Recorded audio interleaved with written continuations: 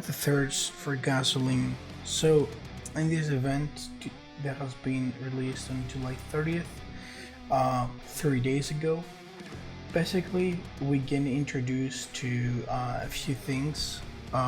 First of all, let's go through the new vest that has been released, which is a PvP fun vest, and you can actually earn them through the biker NPC as for reward. However, you can also purchase it through premium shop, which also included for exclusive items those biker helmets, which apparently they have a boost for PvP and PvE from 60 to 120 until to 84 and 168 for PvE, which is arguably a little bit better for protection for as a helmet when you're going for PvE or PvP, comparing from other helmets like the faction helmet or even the high-tech helmet. Here you can see other different designs for the biker helmet, where you can also find them in the premium shop. Those two items are only on the premium shop, exclusive through credits. And here we'll be talking about the biker, which it's called a Freerider. So Freerider, it's a new exclusive bike where you can go faster and safer while you're riding this bike anywhere. This bike basically has faster speed compared to the Ride or Die or Scrambler, which the Ride or Die and Scrambler, they're just basically a reskin, and it's just the same speed, same fuel consumption. However, for Freerider motorcycle, it's different.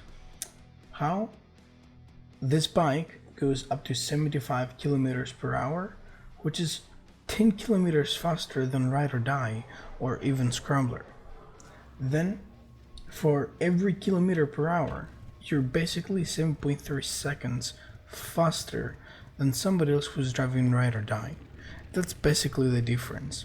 However, there's one more advantage up to this bike.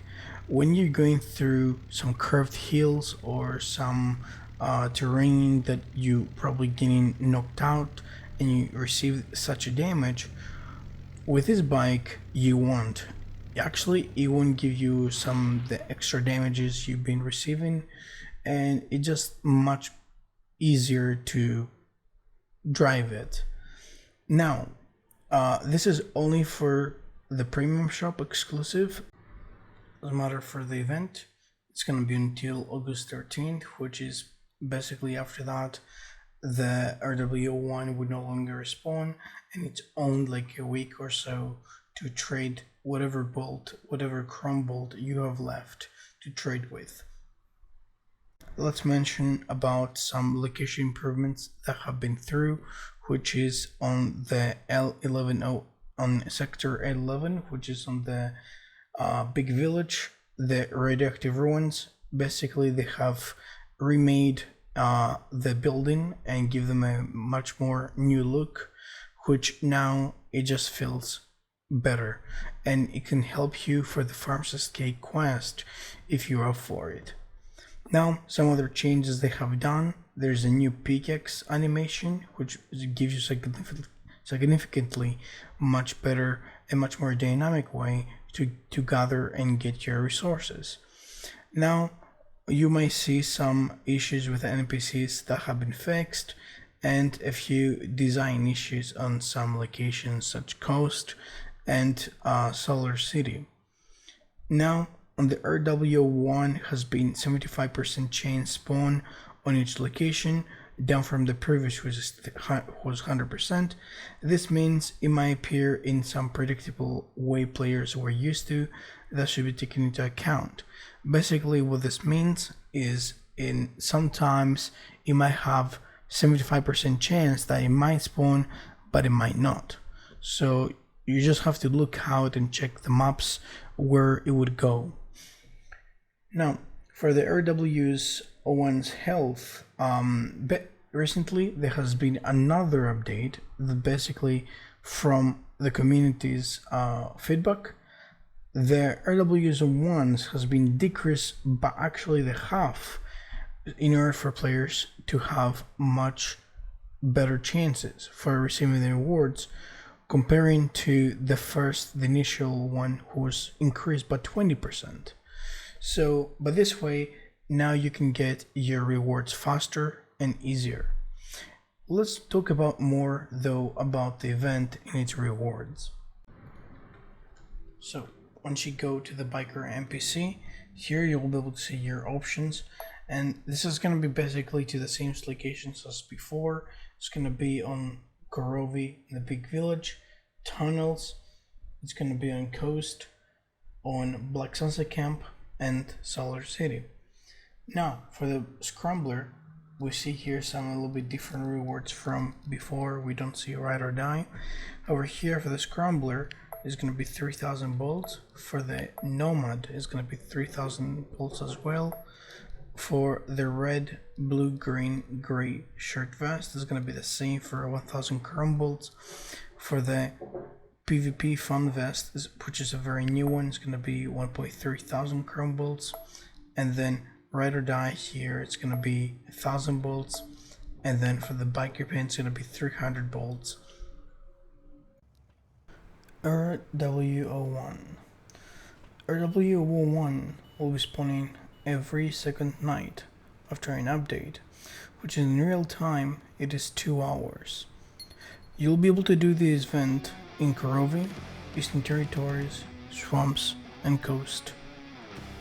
So how the event works: dealing damage to RWO1, you must be in the proximity event area and even closer to the boss in order to deal more damage.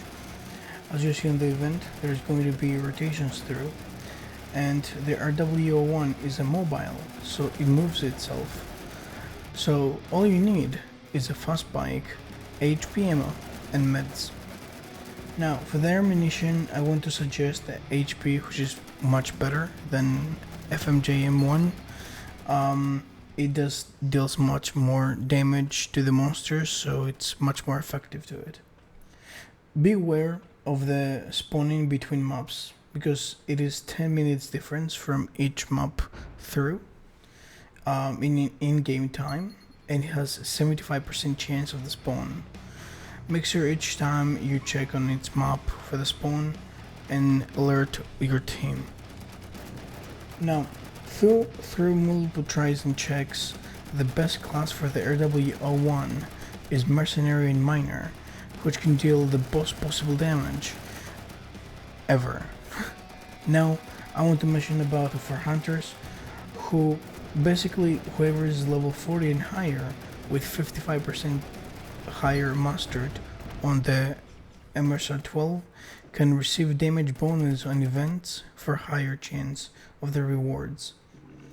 Now, in order to receive the minimum rewards on the RWO1, you will need at least 3% of its health, which is now, with a decrease, a lot more possible.